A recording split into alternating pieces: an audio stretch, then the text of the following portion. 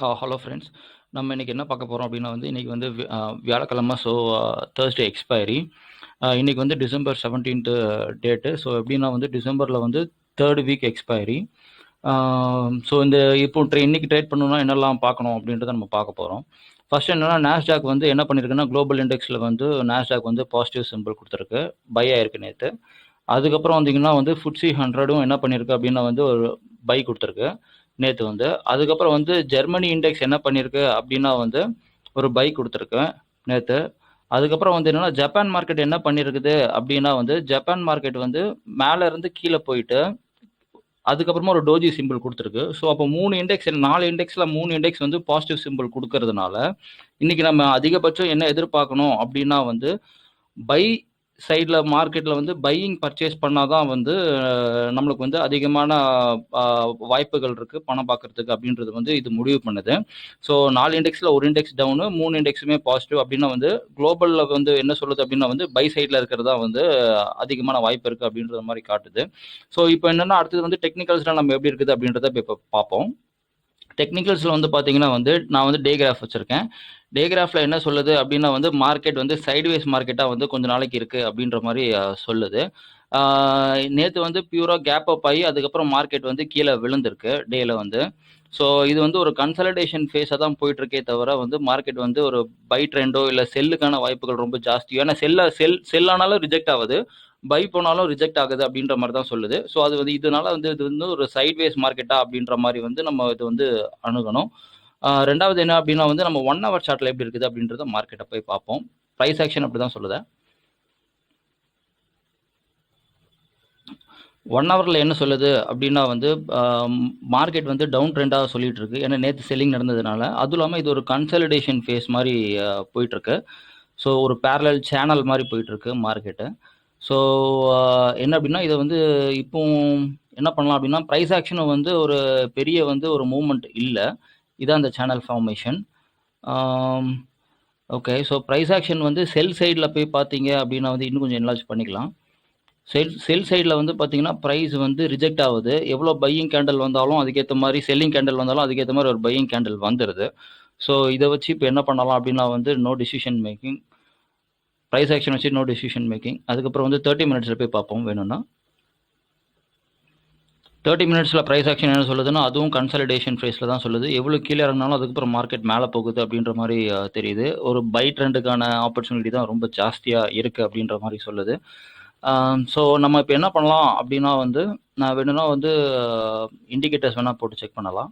Indicators வந்து 13 day moving average நான் போடுறேன் 30 minutesல. ஸோ அதுதான் டிசிஷன் மேக்கிங் வந்து ஈஸியாக இருக்கும். இன்ட்ராடே பண்ணணும் அப்படின்னா வந்து ஸ்டாக் என்எஸ்சியில் போய் ட்ரேட் பண்ணுறோம், இன்ட்ராடே பண்ணோம் அப்படின்னா வந்து 13 day மூவிங் ஆவரேஜே வந்து உங்களுக்கு டிசிஷன் மேக்கிங் கரெக்டாக கொடுத்துரும். ஸோ அதனால தான் நான் அதை போட்டிருக்கேன். மூவிங் ஆவரேஜை பார்க்கணுன்னா ப்ரைஸை ஹைட் பண்ணி தான் பார்க்கணும். ஸோ மூவிங் ஆவரேஜ் என்ன சொல்லுது அப்படின்னா வந்து மார்க்கெட் செல் ட்ரெண்டுக்கு தான் சொல்லுது. ஸோ அப்போ மார்க்கெட் என்ன ஆகும் அப்படின்னா வந்து செல் போயிட்டு தான் பை ஆகும் அப்படின்ற மாதிரி. ஏன்னா நம்ம வந்து குளோபல் வந்து இண்டெக்ஸஸ் வந்து எல்லாமே பாசிட்டிவாக இருக்குது. பட் மூவிங் ஆவரேஜ் என்ன சொல்லுது அப்படின்னா வந்து இங்கே பாருங்கள் ரீசெண்ட் வியூஸ் என்ன சொல்லுது. மூவிங் ஆவரேஜ் 13 day அப்படின்னா வந்து மார்க்கெட் வந்து ஒரு செல்லுக்கான அறிகுறி தான் அதிகமாக தெரியுது. மார்க்கெட் கீழே இறங்குற மாதிரி தான். ஸோ அப்போ வந்து மார்க்கெட் கீழே இறங்கினா எவ்வளோ வரைக்கும் இறங்கும் அப்படின்னா வந்து நம்ம பொலிஞ்சர் பேண்டை போட்டு செக் பண்ணிவிடுவோம். அப்போ மார்க்கெட் எவ்வளோ தூரம் வரைக்கும் இறங்குறதுக்கான வாய்ப்பு இருக்குது அப்படின்னா வந்து 30,500 வரைக்கும் மார்க்கெட் கீழே போகிறது இருக்குது. ஸோ அப்போ என்ன அர்த்தம் அப்படின்னா வந்து 30,500 போனதுக்கப்புறம் தான் மார்க்கெட் வந்து பை ஆகும். அது வரைக்கும் பையிங் ஆப்பர்ச்சுனிட்டி கிடையாது. ஏன்னா 13 day மூவிங் ஆவரேஜ் இன்ட்ராடேல செல்ல இருக்குது. இதுதான் வந்து டெக்னிக்கல் வந்து சொல்கிறது. ஓகே 30,500ல வந்து பெஸ்ட் பையிங் ஆப்பர்ச்சுனிட்டி இருக்குது. பையாக இருந்தது அப்படின்ற மாதிரி இருந்ததுன்னா இன்ட்ராடேல. ஸோ அப்போ மார்க்கெட் வந்து என்ன ஆகும் அப்படின்னா நம்ம வெயிட் பண்ணி பார்ப்போம். 30,000 பை பண்ணுறவங்க 30,500க்கு அப்புறம் பை பண்ணுறது தான் வந்து கரெக்டான ஆப்பர்ச்சுனிட்டி. ரெண்டாவது என்ன அப்படின்னா வந்து மூவிங் ஆவரேஜ் வந்து செல்லு சொல்லிகிட்டே இருக்குது. ஸோ மூவிங் ஆவரேஜ் செல்லு சொல்கிறதுனால நம்ம வந்து செல்லுக்கான அறிகுறி தான் ரொம்ப ஜாஸ்தியாக இருக்குது. இப்போ வந்து ப்ரைஸை பார்த்தா எப்படி இருக்குது அப்படின்றத பார்ப்போம். ப்ரைஸ் ஆக்ஷனில் சொல்ல போனோம் அப்படின்னா வந்து மார்க்கெட் என்ன பண்ணும் அப்படின்னா இங்கேருந்து இந்த இடத்துல வந்துட்டு தான் அதுக்கப்புறமா மேலே போகிறதுக்கான வாய்ப்புகள் வந்து இருக்கு. இந்த பாயிண்ட் என்னன்னா 30,500 வரைக்கும் மார்க்கெட் கீழே போயிட்டு தான் மேலே போகிறதுக்கான வாய்ப்பு இருக்கு. ஸோ இதுதான் டெக்னிக்கல் சொல்லுது. நம்ம இன்னைக்கு இந்தியாவுக்கு ஏதாவது நியூஸ் இருக்குதா அப்படின்றத நம்ம வந்து ஓகே கூகுளில் போய் இந்தியான்னு அடிச்சிருக்கோம். இந்தியான்னு அடிச்சு நான் என்ன பண்ணுறேன் அப்படின்னா வந்து நியூஸை கிளிக் பண்ணுறேன்.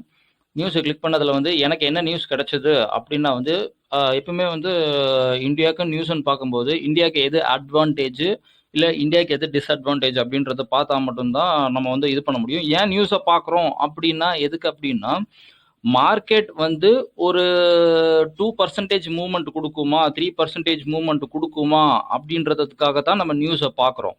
வேற எதுக்காகவும் நம்ம நியூஸை பார்க்கறது கிடையாது. ஸோ எந்த நியூஸ்னால மார்க்கெட் வந்து ஒரு 1000 பாயிண்ட் இல்லை ஒரு 500 பாயிண்ட் அப்படின்றது மாதிரி மூவ்மெண்ட் வந்து இருக்கும் அப்படின்றத தான் நம்ம கவனம் செலுத்தணுமே தவிர வேற எதுக்கும் கவனம் செலுத்தக்கூடாது. அதனால தான் நான் வந்து இந்தியான்னு போட்டு நியூஸ் எடுத்திருக்கேன். அதில் எனக்கு என்ன நியூஸ் கிடைச்சது அப்படின்னா வந்து இந்தியாவும் யூகேவும் வந்து என்ன பண்ணுறாங்க அப்படின்னா வந்து ஒரு கிட்டத்தட்ட வந்து என்ன பண்ணுறாங்க என்ன அப்படின்னா வந்து இந்தியாவும் யூகேவும் வந்து ட்ரேட் டீலுக்காக பேசிட்டு இருக்காங்க. இங்கே பாருங்க ட்ரேட் டீல் வந்து போயிட்டு இருக்கு. அதுவும் இல்லாமல் ரீசெண்ட் டேஸாக என்னன்னா யூஎஸுக்கும் இந்தியாவுக்கும் ட்ரேட் டீல் போயிட்டு இருக்கு. அப்போ என்ன அர்த்தம்னா வந்து இந்தியா வந்து ட்ரேட் டீல் ஒவ்வொரு கண்ட்ரிகிட்டையும் போடுறதுக்கான டைம் வந்து இந்த டிசம்பர் மாதம் தான் அப்படின்றது வந்து நீங்கள் வந்து கரெக்டாக ஞாபகம் வச்சுக்கணும். ஸோ என்ன அப்படின்னா ஏன் இந்த ட்ரேட் டீல் போடுவாங்க அப்படின்னா வந்து நம்ம நாட்டு உற்பத்தி நம்மக்கிட்ட என்ன சர்வீஸ் இருக்கோ நம்ம எதில் வந்து பெஸ்ட்டாக இருக்குமோ அதை வந்து அவங்கக்கிட்ட கொடுத்து அவங்களோட சர்வீஸை நம்ம வாங்கிப்போம். இதுதான் வந்து ட்ரேட் டீல்னு அர்த்தம், வேறு எதுவுமே கிடையாது.